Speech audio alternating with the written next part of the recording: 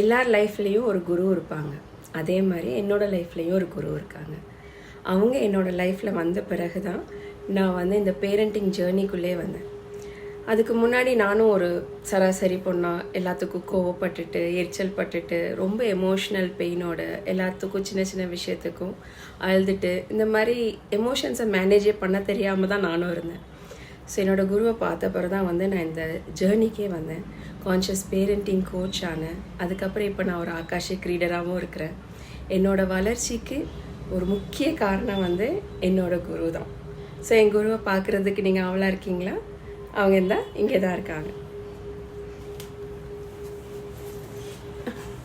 இவங்க தான் என்னோட குரு, என் பொண்ணு. இவன் என்னோட லைஃப்பில் வந்த பிறகு தான் நான் பேரண்டிங் ஜேர்னிக்குள்ளே வந்தேன். இப்போ நான் ஒரு கான்ஷியஸ் பேரண்டிங் கோச் நிறைய பேருக்கு சொல்லிக் கொடுக்குறேன். ஆனால் ஸ்டார்டிங்கில் வந்து நான் ஜாயின் பண்ணி படித்தது ஒரு எமோஷ்னல் டெர்மோ இல்லை, ரொம்ப கீழே இருந்தேன் நான். எனக்கு நிறைய மிஸ்கேரேஜஸ் நடந்துச்சு, நிறைய பெயின் அண்டர்கோ பண்ணியிருக்கேன், physical pain, mental pain. So இப்போ நான் வந்து ஆல்மோஸ்ட் 7+ இயர்ஸ், என்னோடய பொண்ணோட வயசு தான் என்னோடய க்ரோத் ஜேர்னிக்குள்ளே ஆயிடுச்சு. ஸோ இதை நான் ஷேர் பண்ணோன்னு நினச்சேன். தேங்க்யூ.